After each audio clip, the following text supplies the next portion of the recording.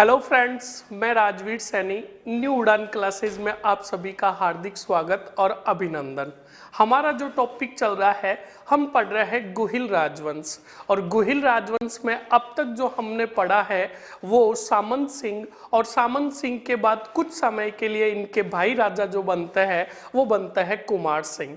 यहाँ तक हमने पढ़ा और आई होप, आशा करता हूँ कि अब तक जो हमने गुहिल राजवंश से रिलेटेड जो राजाओं को पढ़ा है वो आपको एकदम अच्छे तरीके से समझ में आया होगा। कंप्लीट। अब बात करते हैं अगले राजा की। तो मित्रों देखो, कुमार सिंह के बाद दो छोटे मोटे राजा होते हैं।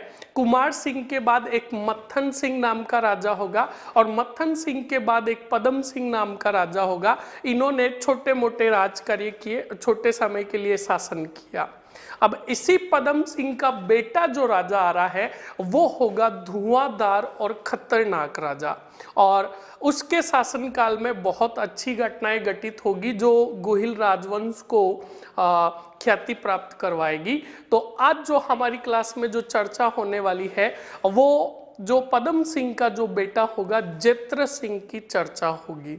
Very most and important exam की दृष्टि से ही। तो स्टार्ट करते हैं जेत्र सिंह को। तो अच्छे से देखना,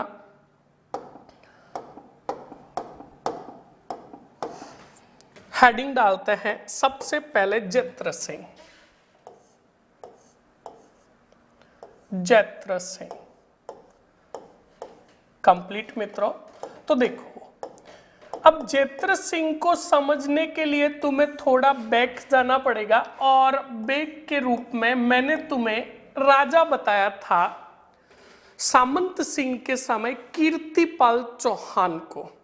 कंप्लीट। किसको? कीर्तिपाल चौहान को। तो देखिए, पहले समझ लेते हैं हम अच्छे से। देखो, कीर्तिपाल चौहान, कीर्तिपाल चौहान जो आपके नाडोल का शासक था, इस कीर्तिपाल ने क्या किया, मेवाड़ का जो राजा था इसके समकालीन, मेवाड़ का जो इसके समकालीन जो राजा था वो सामंत सिंह जी थे। इसने सामंत सिंह पर आक्रमण किया और सामंत सिंह को पराजित करके चित्तौड़ पर अधिकार कर लिया। अच्छे से समझना, कीर्तिपाल ने मेवाड़ के सामंत सिंह को पराजित कर चित्तौड़ पर अधिकार कर लिया। अब मित्रों, अधिकार कर लिया था, ये चीज मैंने आपको अच्छे से बताई। अब सुनना अच्छे से।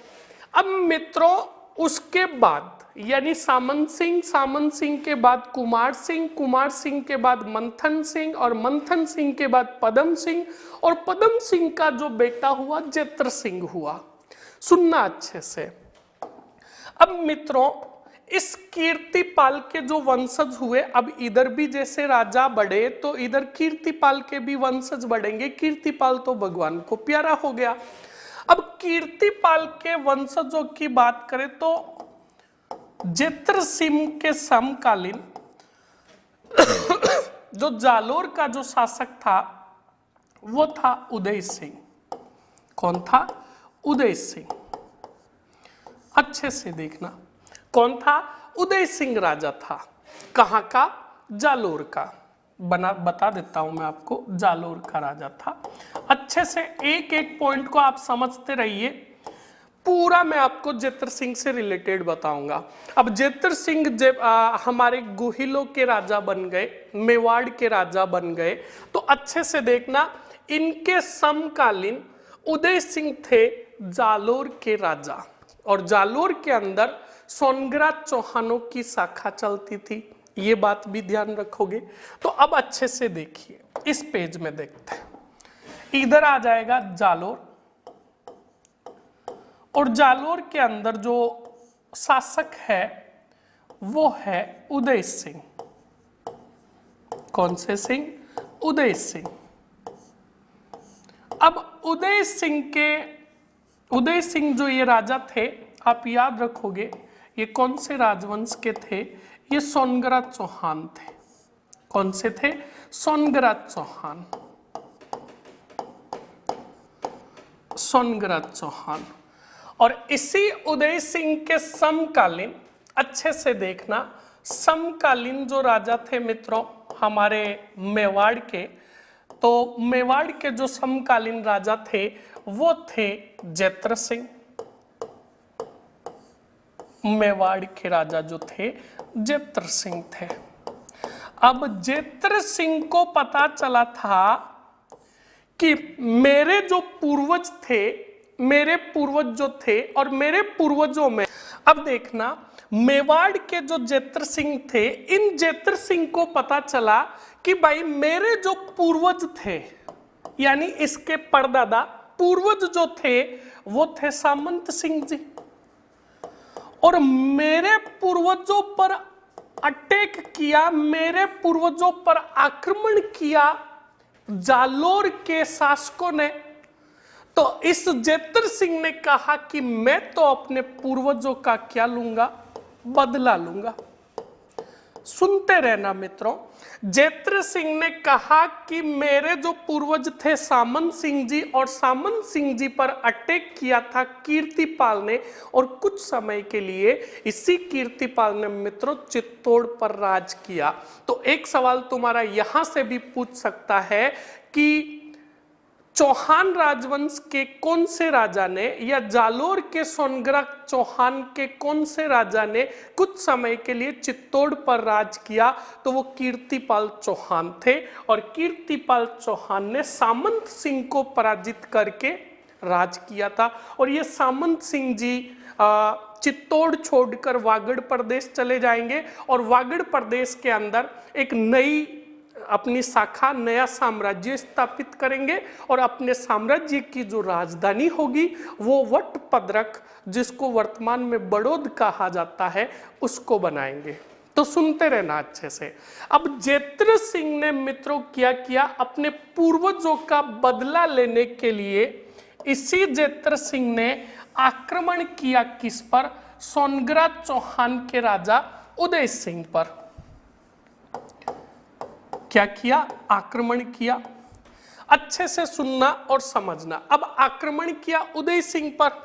अब उदय सिंह जैत्र सिंह जितना ताकतवर नहीं था, जाहिर सी बात है मित्रों।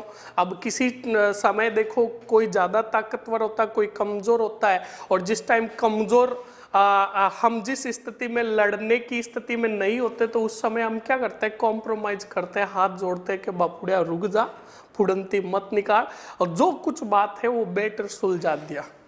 ये बात होती है, जाहिर सी बात है ये होती है।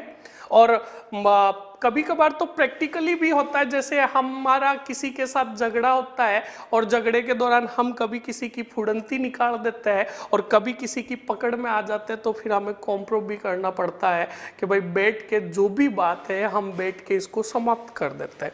तो उदय सिंह को भी पता था कि अब जैत्र सिंह आ रहा है तो 100% दोनों में युद्ध होगा, और उसका परिणाम जो निकलेगा वो परिणाम मुझे दिखाई दे रहा है। उदय सिंह सोचता है कि भाई मेरी हार होगी, सीधी बात है। तो उदय सिंह माइंड लगाता है और कहता है, सुनना अच्छे से, ये सोचता है क्यों नहीं जैत्र सिंह के साथ मैं समझौता कर लूं। क्या कर लूं? समझौता कर लूं, और जैत्र सिंह को मैं अच्छे से मना लूं और मैं अपनी तरफ कर लूं, मतलब मना लूं, इसके साथ समझौता कर लूं। अब जैत्र सिंह गया मित्रों और आक्रमण किया उदय सिंह पर। तब जैत्र सिंह का तो एक ही डायलॉग था, एक ही बात थी। क्या बात थी? मार दिया जाए या छोड़ दिया जाए, बोल तेरे साथ क्या सलूक किया जाए। अब ये बात जब जैत्र सिंह ने कही, तब उदय सिंह जी ने कहा, ना तो मारना है ना छोड़ना है, दोनों बैठकर इस बात का निर्णय लेंगे और समझौता करेंगे। कौन सा जोता करेंगे? समझौता करेंगे। अब मित्रों जब ये बात कही गई तो जैत्र सिंह ने कहा, चल सुना भाई, तू समझौते में क्या करेगा और मुझे ऐसी क्या चीज देगा जिससे मैं तेरे साथ समझौता करूं। तब उदय सिंह ने कहा, देख भाई, देने के लिए मेरे पास जो है वही मैं दूंगा, वरना मैं तेरे जितना बड़ा राजा नहीं हूं कि मैं आपको कुछ दूं। तो मैं आपके साथ वैवाहिक संबंध समझौते के तहत कहा कि मैं आपके साथ वैवाहिक संबंध स्थापित करूंगा। क्या स्थापित करूंगा? वैवाहिक संबंध स्थापित करूंगा। का बताओ कैसे करोगे? जेत्र सिंह ने कहा बताओ भाई कैसे संबंध स्थापित करोगे। ये सब उदय सिंह और जेत्र सिंह के बीच जो चर्चा हुई मैं उसके बारे में बता रहा हूं। अब मित्रों उदय सिंह ने कहा, क्या कहा वो देखिए अच्छे से। उदय सिंह ने कहा कि देखिए मेरी एक पोती है। क्या है? पोती है। और मेरी पोती का नाम है रूपा देवी। कौन सी देवी? रूपा देवी। और आप यानी जेत्र सिंह, आपका एक पुत्र है, आपका एक पुत्र है तेज सिंह। इस तेज सिंह के साथ मैं अपनी पोती रूपा देवी का क्या करना चाहता हूं? विवाह करना चाहता हूं। रूपा देवी का विवाह करना चाहता हूं। तो मित्रों सुनना अच्छे से, ये प्रस्ताव उदय सिंह ने रखा। जब आक्रमण किया गया तो जेत्र सिंह ने कहा कि बिल्कुल मुझे ये जो आप जो रिश्तेदारी कायम करना चाहते हो और हमारे जो पूर्वजों के बीच में जो दुश्मनी थी, इस दुश्मनी को खत्म करने के लिए जो तुम हाथ आगे बढ़ा रहे हो, बिल्कुल मुझे आपका ये समझौता मंजूर है और मैं अपने बेटे तेज सिंह का विवाह आपकी पोती रूपा देवी के साथ करने के लिए सहमत हूं। तो पहली चीज ध्यान रखना मित्रों यहां पर कि जेत्र सिंह के समकालीन जो जालोर के सोनग्रा चौहानों के जो राजा थे उदय सिंह जी थे। जेत्र सिंह ने अपने पूर्वजों का बदला लेने के लिए उदय सिंह पर आक्रमण किया। उदय सिंह ने जेत्र सिंह के साथ समझौता किया और समझौते के तहत अपनी पोती रूपा देवी का विवाह जेत्र सिंह के पुत्र तेज सिंह के साथ किया। इन बातों को, इस चीज को आप अच्छे से ध्यान रखोगे। पहली चीज तो ये। अब दूसरी चीज जेत्र सिंह की पढ़ते हैं। अब मित्रों अच्छे से देखना, जेत्र सिंह। अब जेत्र सिंह के दूसरी बात को हम अगर पढ़े तो अच्छे से देखना। जेत्र सिंह के समकालीन मैं दिल्ली की बात करूं, समकालीन दिल्ली के जो सुल्तान थे, दिल्ली का जो सुल्तान था मित्रों वो इल्तुतमिश था। दिल्ली का जो सुल्तान था वो इल्तुतमिश था। इल्तुतमिश, और जो आपके कुतुबुद्दीन ऐबक का गुलाम होता है, इस बात का भी आप अच्छे से ध्यान रखोगे। इल्तुतमिश था। सुनना अच्छे से। जब इल्तुतमिश दिल्ली का गुलाम था तो इसने एक बात नोटिस की मित्रों कि मेवाड़ में अपनी शक्ति, साम्राज्य शक्ति बढ़ा रहा है कौन? साम्राज्य शक्ति बढ़ा रहा है कौन? जेत्र सिंह। बढ़ा रहा है कौन? जेत्र सिंह। तो इस इल्तुतमिश ने सोचा क्यों नहीं जेत्र सिंह पर आक्रमण किया जाए। तो इस इल्तुतमिश ने क्या किया मित्रों अच्छे से देखना। इस इल्तुतमिश ने जेत्र सिंह पर क्या किया? आक्रमण किया। और इस समय जेत्र सिंह की पराजित होगी। सुनना अच्छे से, पहले आक्रमण करेंगे तब। इल्तुतमिश ने अचानक आक्रमण किया जेत्र सिंह पर और जेत्र सिंह की हार हो गई। हार हो गई। सुनना, हार हो गई। और इसी इल्तुतमिश यानी सुल्तान की सेना ने जो अभी तक गुहिल राजवंश की जो राजधानी थी, गुहिल राजवंश की जो राजधानी थी आहड़, उस आहड़ को तहस नहस कर दिया। क्या कर दिया? तहस नहस कर दिया। अभी इस पर हम चर्चा करेंगे। अब देखना अच्छे से।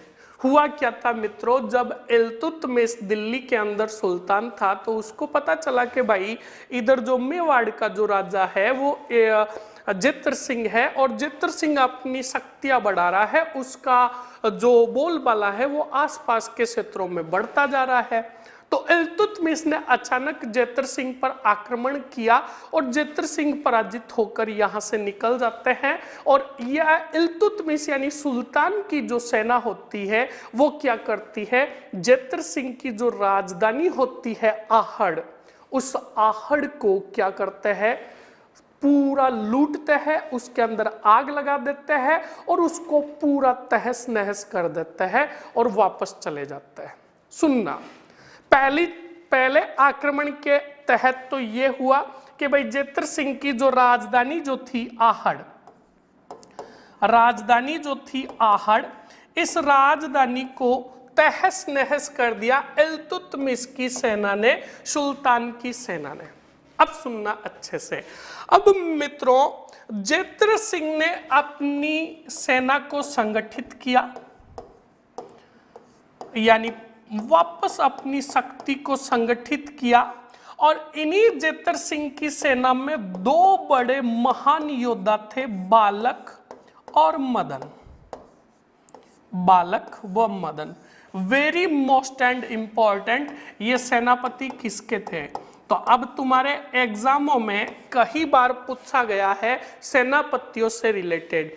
याद रखना, ऐसे ही जैसे बालक मदन जित्र सिंह के सेनापति है, वैसे ही तुम्हारे एग्जामों में क्या पूछेगा, गोरा बादल किसके सेनापति थे, इसके अलावा धर्म सिंह और भीम सिंह किसके सेनापति थे, जयमल और फत्ता सिसोदिया किसके सेनापति थे, जेता और कुप्पा किसके सेनापति थे, बालक और मदन किसके सेनापति थे, रणमल और रतिपाल किसके सेनापति थे।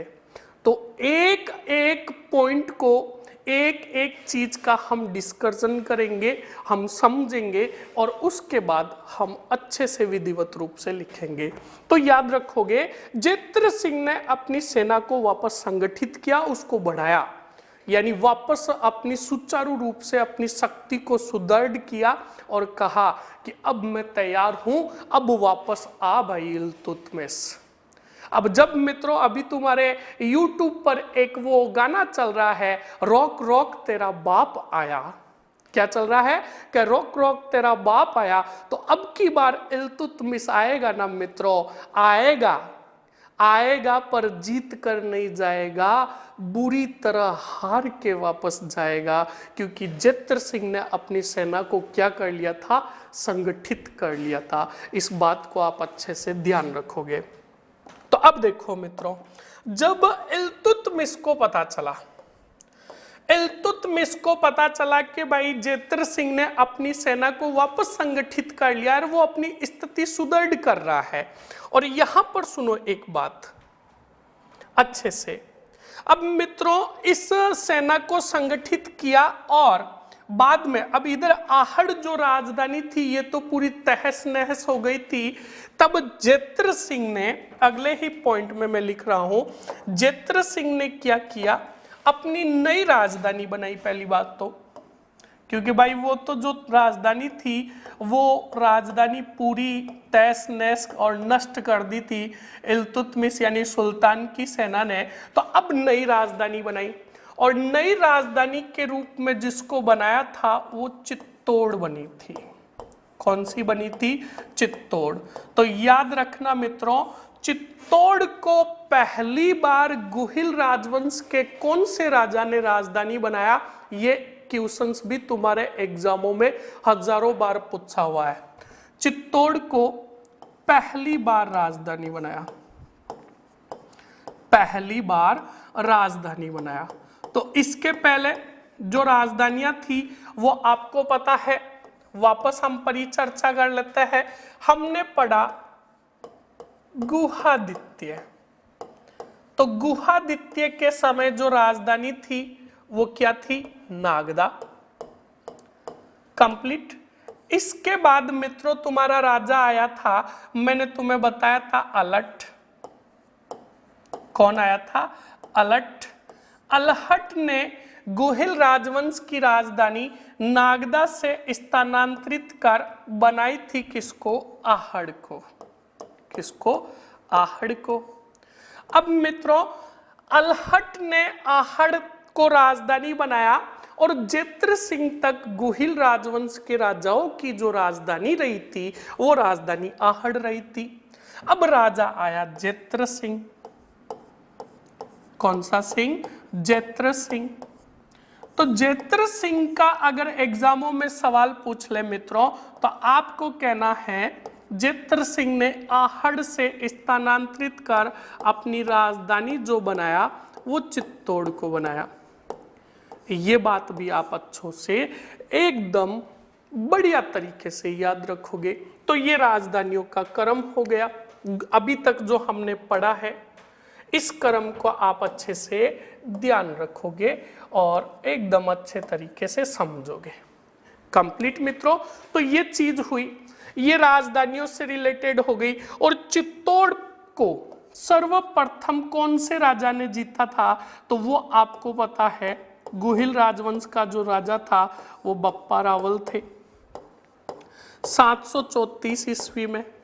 अब इन्होंने जीता तो फिर पूछेगा गोहिल राजवंश का पहला राजा कौन था जिसके हाथों से या उस समय गोहिलों के हाथों से चित्तौड़ निकल गया? तो वो राजा आप अच्छे से याद रखोगे कि शक्ति कुमार के समय परमार शासक मुंज ने आक्रमण किया और चित्तौड़ पर क्या कर लिया? अधिकार कर लिया। तो ये बेसिक पॉइंट्स हैं मित्रों जिनको हमें अच्छे तरीके से और विधिवत रूप से पढ़ना है। अब हम बात कर रहे हैं चित्तौड़ की। चित्तौड़ को पहली बार राजधानी जेत्र सिंह ने बना दिया और अब आगे क्या हुआ वो देखो।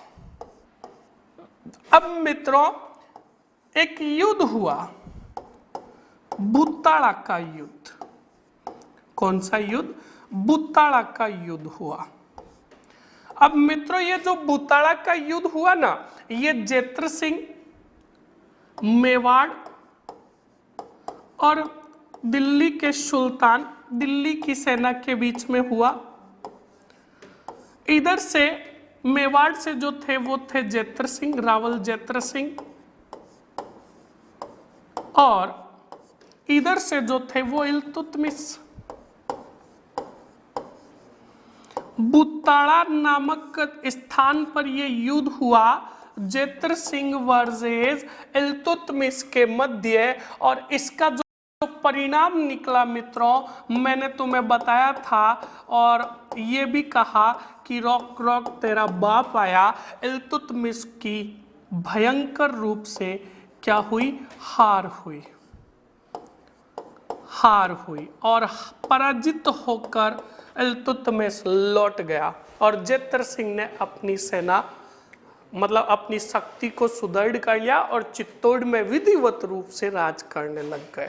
कंप्लीट। तो इस बात को भी आप अच्छे से ध्यान रखोगे। अब आगे बढ़ते हैं, जेत्र सिंह के बारे में और पढ़ते हैं। तो अभी जैसे हमने पढ़ा कि एक युद्ध हुआ भूताड़ा का युद्ध। इस भूताड़ा युद्ध का वर्णन भी किया गया था मित्रों। भूताड़ा का युद्ध का वर्णन किया गया था। भूताड़ा युद्ध के वर्णन की मैं बात करूं तो अच्छे से देखना। इस युद्ध का वर्णन जो है वो अच्छे से देखना किसने किया? जय सिंह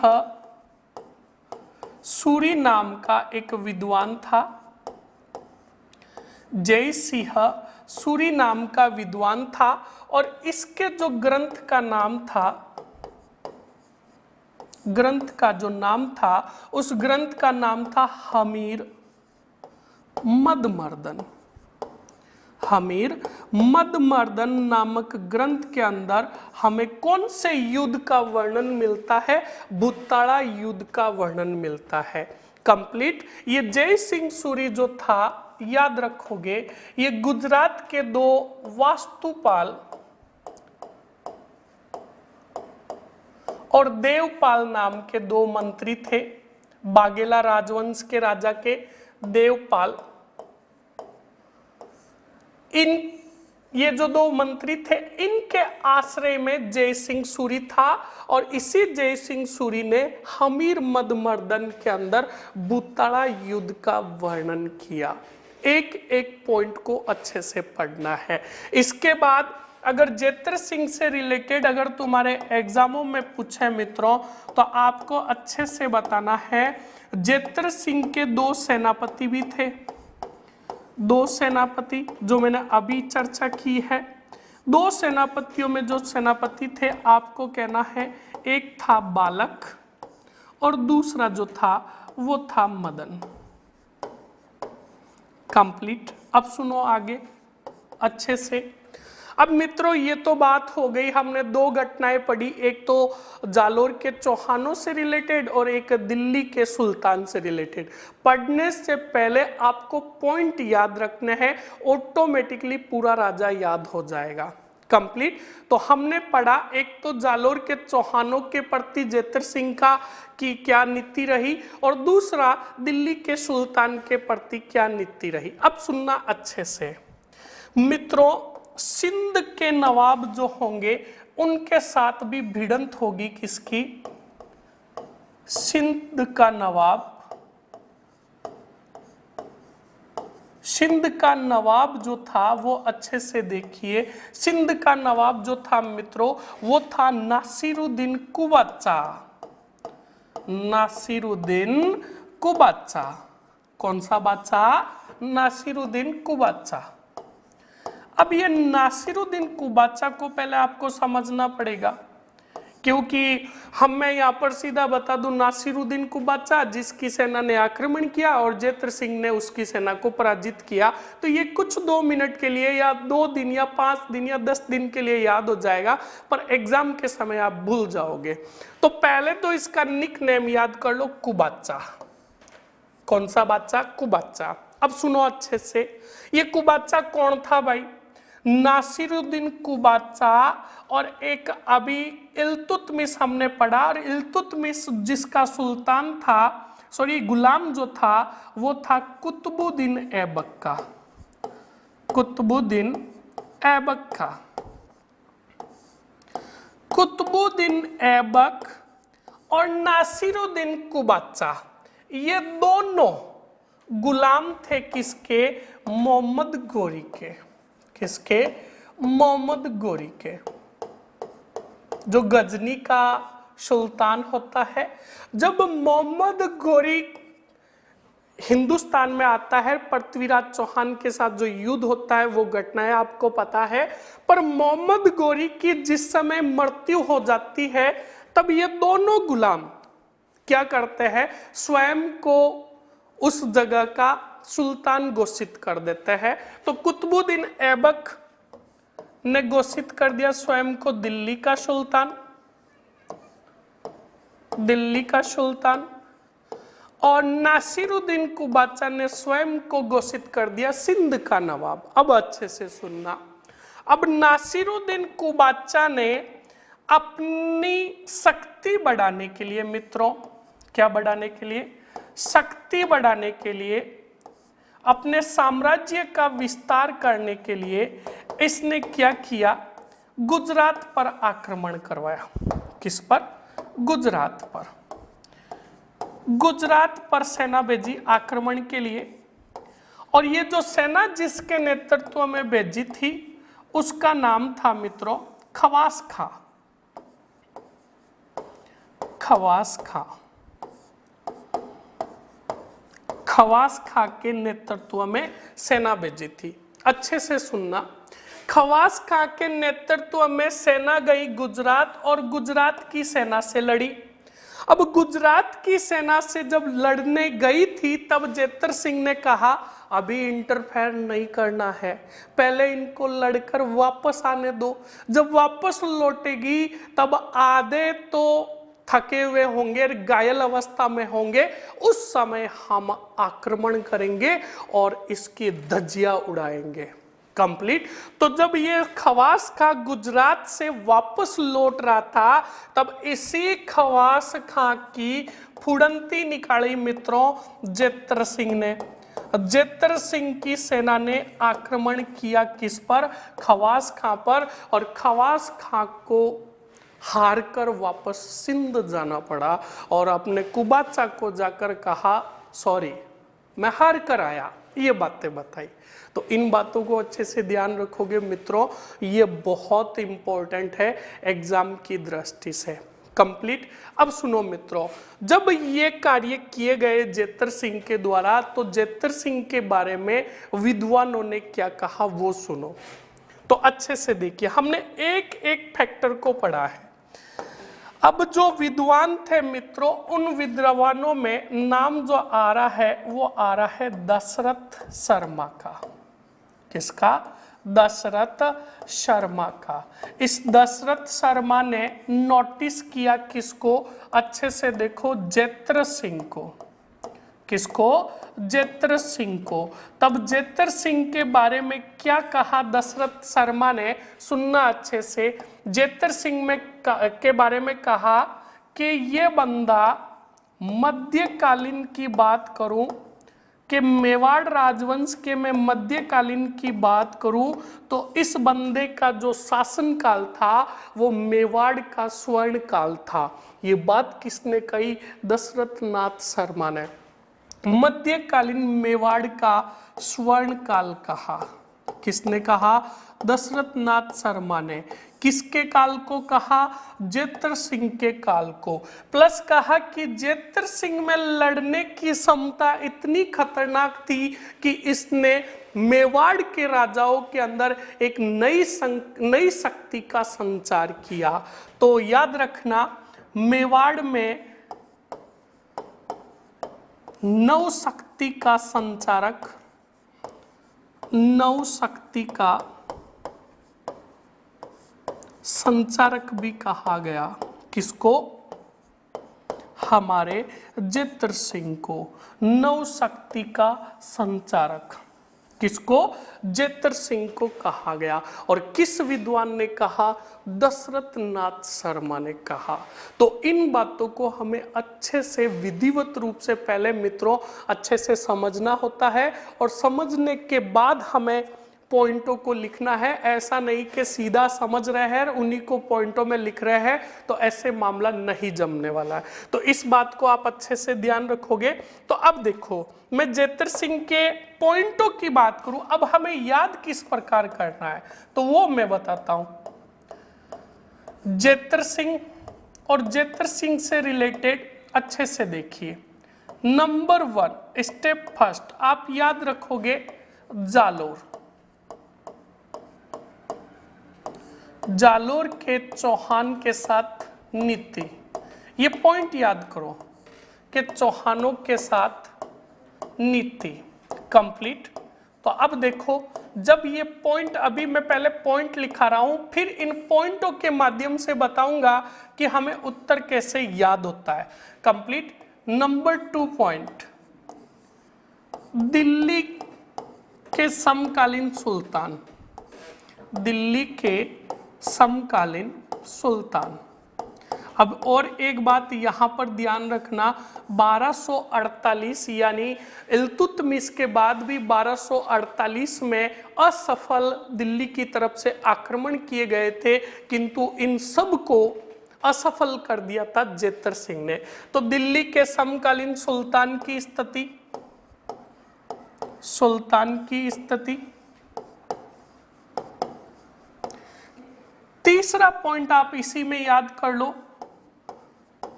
राजधानी परिवर्तित, राजधानी परिवर्तित।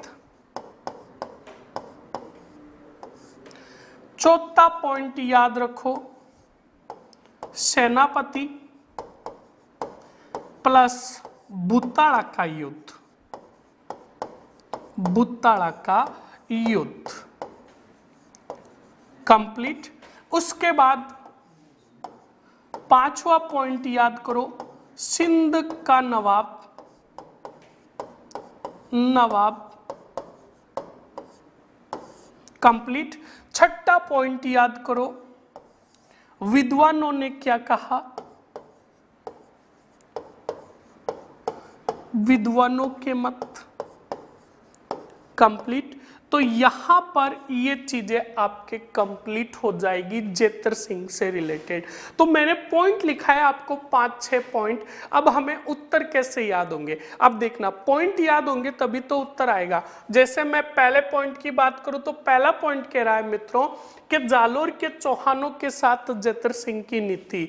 तो मैंने आपको बताया, और सीधा जब ये पॉइंट याद होगा तो हम कहेंगे कि भाई जेतर सिंह ने अपने पूर्वजों का बदला लेने के लिए जालोर के राजा उदय सिंह पर आक्रमण किया।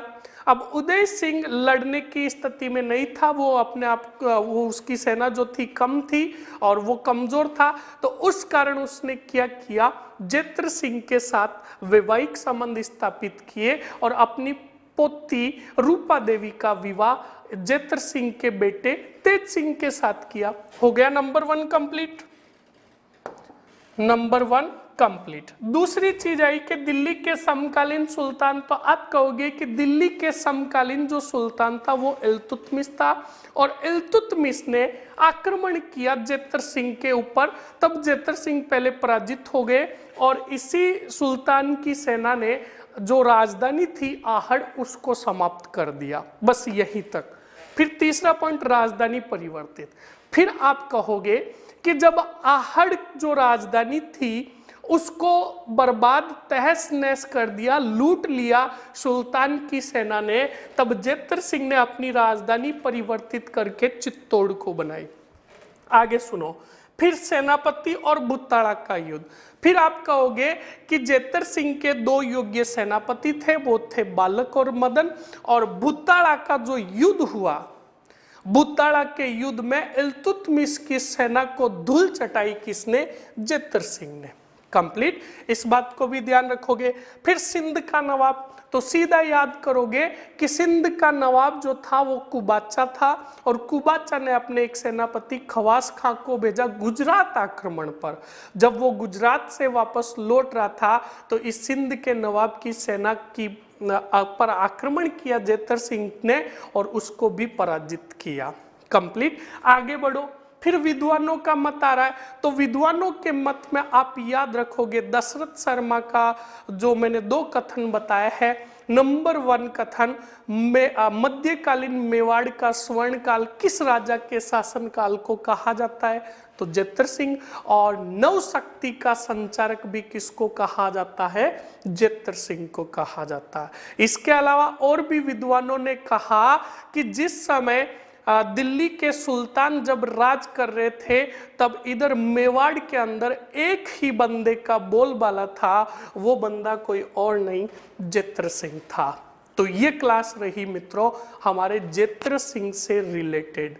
कंप्लीट। और आर्ट एंड कल्चर की दृष्टि से बात करें मित्रों तो याद रखना, हम जब पढ़ेंगे आर्ट एंड कल्चर, और आर्ट एंड कल्चर के अंदर हम पढ़ेंगे चित्रशैलियां। क्या पढ़ेंगे? चित्रशैली। तो चित्रशैलियों में हम जब पढ़ेंगे तो पहला यही पढ़ेंगे कि भाई पहला चित्रित ग्रंथ कौन सा था, राजस्थान का पहला चित्रित ग्रंथ कौन सा था। तब हमारे पास 2 नाम आएंगे। नंबर 1 10 वेकालिका, वेकालिका सूत्रचूर्णी, और एक जो ग्रंथ आएगा उस ग्रंथ का नाम होगा ओध निरुक्ति वर्ती। अब ये जो दूसरा जो ग्रंथ है मित्रों ओध निरुक्ति वर्ती, इसकी जो रचना की गई थी वो 1228 में की गई थी, और इस ग्रंथ के अंदर इसी जेतर सिंह का एक मुख्यमंत्री जो होता है उसका वर्णन मिलता है जगत सिंह का। Very most and important. तो यहां पर हम बात करें तो देख लो, यहां पर भी हमें ये एक अच्छी बात सीखने को मिलती है। तो ऐसे ही हम हर एक राजा को, हर एक राजा से रिलेटेड कौन से क्वेश्चंस बनते हैं वो भी मैं आपको बताऊंगा। और देख लीजिए जेतर सिंह को हमने अच्छे से समझा, और फिर एग्जाम व्यूज के हिसाब से हमने ये चीजें नोटिस कर ली। कंप्लीट। एग्जाम की दृष्टि से ये देख ली, जब ये पॉइंट हमें याद होंगे, जब हमने अच्छे तरीके से समझ रखा होगा, तो ऑटोमेटिकली उत्तर याद हो जाएगा मित्रों। कंप्लीट। तो ये क्लास थी हमारे गुहिल राजवंश के राजा जेत्र सिंह से रिलेटेड। आपको अच्छे तरीके से स्टडी करते रहना है और मेरे साथ बने रहना है। मैं ऐसे ही आपको डोज देता रहूँगा। आपको इस काल के अंदर जो ये विकट परिस्थितियाँ है, इसमें अच्छी अच्छी कुछ ऐसे राजा भी बताऊंगा जो आपका मनोबल बढ़ाएंगे और आपके अंदर नव शक्ति का संचार करेंगे। कंप्लीट। तो बने रहिए मेरे साथ, मिलते हैं नेक्स्ट क्लासेस के अंदर। जय हिंद। चलो, अब जो हमने ये जो क्लास हुई थी पिछली वाली क्लास, इसके हम क्या बनाते हैं, फेयर पॉइंट्स बना देते हैं। और जो राजा जो आ रहा है वो अच्छे से देखिए, वो जेत्र सिंह आ रहा है। जेत्र सिंह, जेत्र सिंह। अब देखिए अच्छे से, तो पहला पॉइंट ही लिखोगे जेत्र सिंह का, अच्छे से बढ़िया नोट लगाकर। जेत्र सिंह ने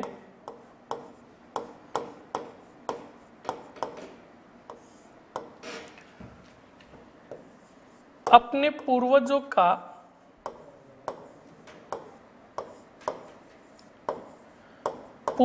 का बदला लेने के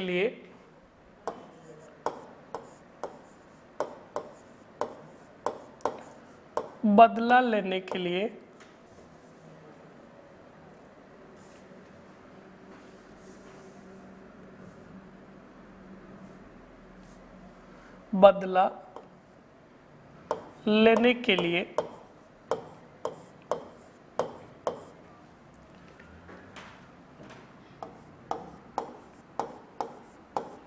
चित्तौड़ पर आक्रमण किया।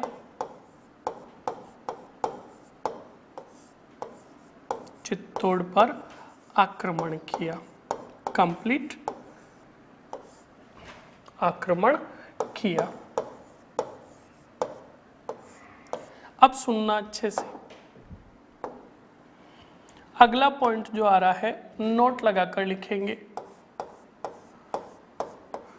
चित्तौड़ नहीं आएगा मित्रों, यहां पर जालोर आएगा। ये मिस्टेक्स हो जाती है।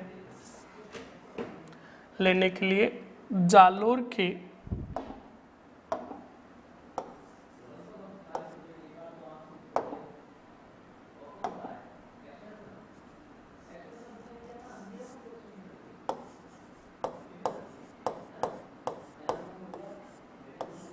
जालोर पर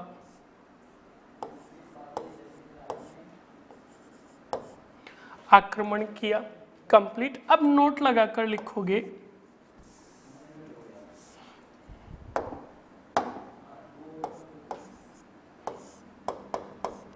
नोट में क्या लिखोगे, जालोर के शासक, जालोर के जो राजा थे, जालोर के राजा उदय सिंह ने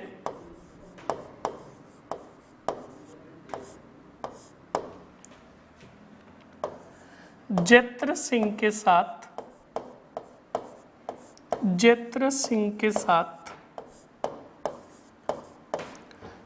साथ समझौता किया। क्या किया? जेत्र सिंह के साथ समझौता किया। कंप्लीट। इस बात को भी आप अच्छे से ध्यान रखोगे। समझौता किया, और आप समझौता हेडिंग डाल दो, बोलिए आप समझौता। अब समझौते के तहत क्या होगा वो देखिए अच्छे से। समझौते में आप नोट लगाकर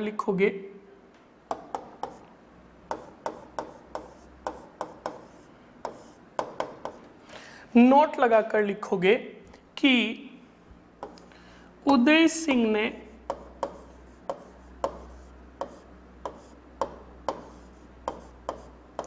अपनी पुत्री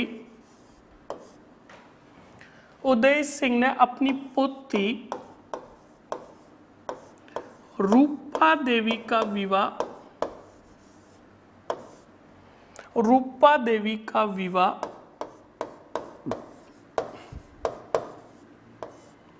जैत्र सिंह के पुत्र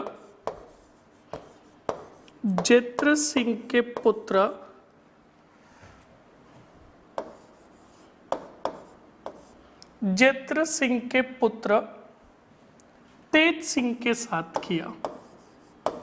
किसके साथ? तेज सिंह के साथ किया।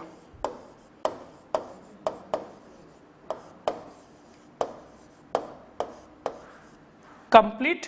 ये चीज हो गई फेयरली एकदम अच्छे तरीके से। और जालोर का जो दोनों राजाओं के बीच में जो संघर्ष चल रहा था वो अब एक वैवाहिक रिश्ते के रूप में बदल गया और ये संघर्ष क्या हो गया? समाप्त हो गया। आगे बढ़ो, फिर लिखोगे नोट लगाकर जैत्र सिंह के समकालीन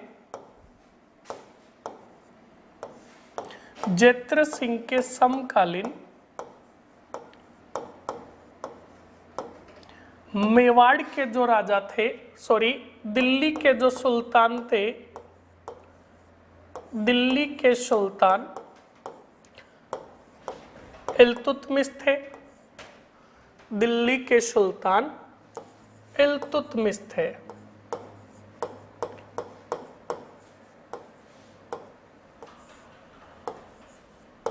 कंप्लीट। अब अगले पॉइंट में लिखोगे very most and note important point note लगाकर लिखोगे कि इल्तुतमिश ने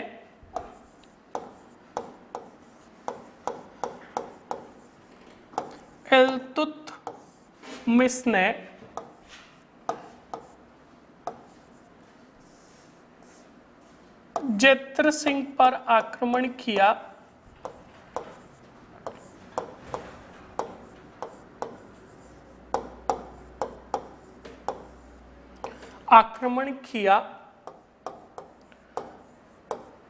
वह राजधानी आहड़ को लूटकर नष्ट कर दिया। कंप्लीट। इस बात को भी आप अच्छे से ध्यान रखोगे। अब जब ये गुहिल राजवंश के राजाओं की जो राजधानी जो थी मित्रों वो आहड़ थी, वो अब आहड़ जो थी वो नष्ट हो गई, वो समाप्त हो गई। तो अब आगे क्या होगा वो देखिए, नोट लगाकर लिखोगे जैत्र सिंह ने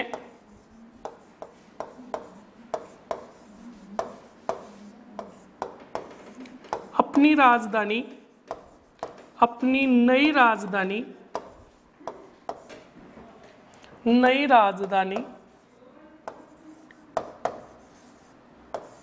पहली बार चित्तौड़ को बनाया। Very most and important exam की दृष्टि से, अगर एग्जाम में पूछ ले गुहिल राजवंश के कौन से राजा ने चित्तौड़ को राजधानी पहली बार बनाई, तो वो जैत्र सिंह था। कंप्लीट। इसी के बाद यहीं पर आप पॉइंट ऐड करोगे, जैत्र सिंह के दो सेनापति थे। जैत्र सिंह के दो सेनापति,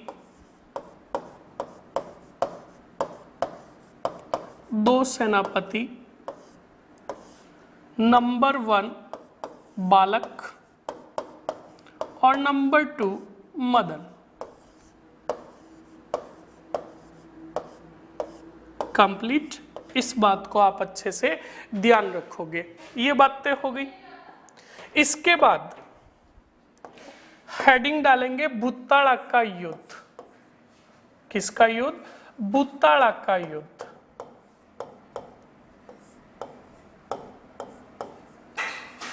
भूताड़ा का युद्ध। अब ये भूताड़ा का जो युद्ध हुआ वो आप लिखोगे जैत्र सिंह वर्सेस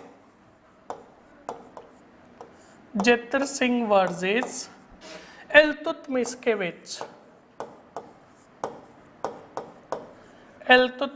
बीच। कंप्लीट। परिणाम में लिखोगे परिणाम में लिखोगे इल्तुतमिश की हार।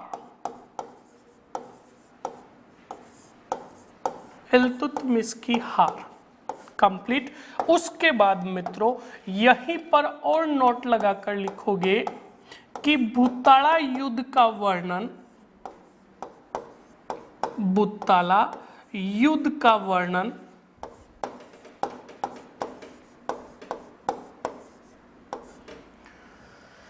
भूताड़ा युद्ध का वर्णन जय सिंह सूरी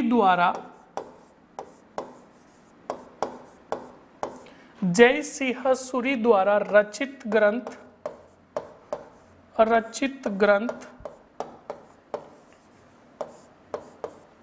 हमीर मदमर्दन में मिलता है। हमीर मदमर्दन में मिलता है।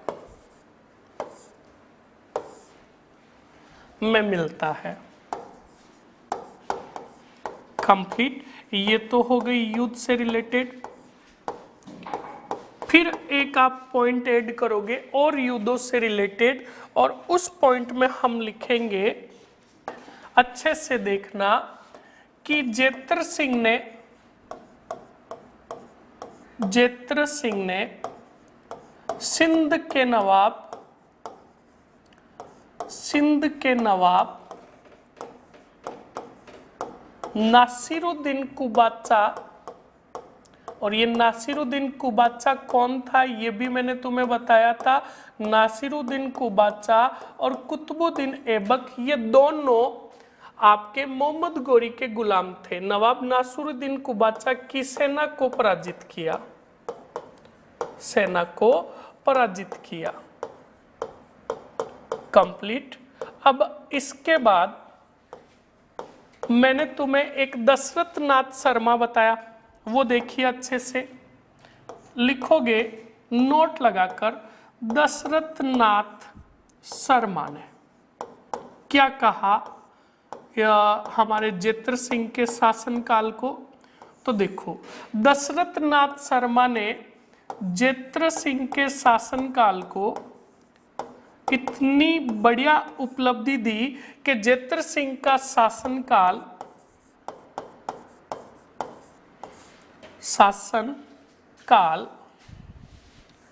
जेत्र सिंह का शासनकाल मध्यकालीन मेवाड़ का, किसका, यही से तुम्हारे एग्जामों में पूछा जाता है। मध्यकालीन मेवाड़ का स्वर्णकाल कहा। मध्यकालीन मेवाड़ का स्वर्णकाल कहा। वेरी मोस्ट एंड इंपॉर्टेंट, स्वर्णकाल कहा। किसने? दशरथ नाथ शर्मा ने, जिसको मैं अंडरलाइन कर रहा हूं, अच्छे से देखना। प्लस दूसरी चीज देखना अच्छे से, क्या कहा वो देखिए, उसको भी हम नोट लगाकर लिख रहे हैं। मेवाड़ में नौ शक्ति का संचारक, मेवाड़ में नौ शक्ति का संचारक कहा। किसको? जेत्र सिंह को। वेरी मोस्ट एंड इम्पोर्टेंट मित्रों, तो ये जो हमने पढ़ा ये अच्छे तरीके से जेत्र सिंह से रिलेटेड पढ़ा। तो ये हो गया हमारे जेत्र सिंह का फैरली वर्क, जिसको हमने अच्छे तरीके से लिखा। फर्स्ट वन हमने जालोर के साथ इनके कैसे संबंध रहे वो पढ़ा। उसके बाद हमने जालोर के बाद जब उदय सिंह जी नहीं लड़े, जो समझौता हुआ, हमने वो देखा। और इसके बाद इन दिल्ली के समकालीन कौन थे वो हमने अच्छे से देखा। फिर इन्होंने जो राजधानी जो बनाई उसको देखा, और इसके बाद इनके दो सेनापति हमने अच्छे से पढ़े। और फिर भूताड़ा का युद्ध जो पढ़ा, और भूताड़ा का युद्ध से रिलेटेड याद रखना, इसका जो समयकाल बताया जाता है वो 1222 से लेकर 1229 के मध्य का बताया जाता है। कंप्लीट। इस बात को भी आप अच्छे से ध्यान रखोगे। और पूछ ले कि भाई भूताड़ा का जो ये युद्ध हुआ इसका वर्णन या इसका उल्लेख कौन से ग्रंथ में मिलता है, तो हमीर मदमर्दन में। और हमीर मदमर्दन जो ग्रंथ लिखा था ये जय सिंह सूरी ने लिखा था। ये जय सिंह सूरी वास्तुपाल और देवपाल नाम के दो व्यक्ति थे, गुजरात के ये मंत्री थे, उनके आश्रय में था ये जय सिंह सूरी। कंप्लीट ये चीजें हो गई। दशरथ नाथ शर्मा ने जेत्र सिंह के शासनकाल को मध्यकालीन मेवाड़ का स्वर्णकाल और मेवाड़ में नौ शक्ति का संचारक किसको कहा, जेत्र सिंह को कहा। तो इसी के साथ हमने जेत्र सिंह को अच्छे से पढ़ा, अच्छे से पढ़ते रहना है और बने रहना है मेरे साथ और देखते रहिए आप हिस्ट्री के अंक है टॉपिक और हिस्ट्री का संपूर्ण जो राजा जो हुए उनका इतिहास कंप्लीट। तो अच्छे से पढ़ाई करते रहिए और बने रहिए मेरे साथ। मिलते हैं नेक्स्ट क्लासेस के अंदर नए राजा के साथ। जय हिंद।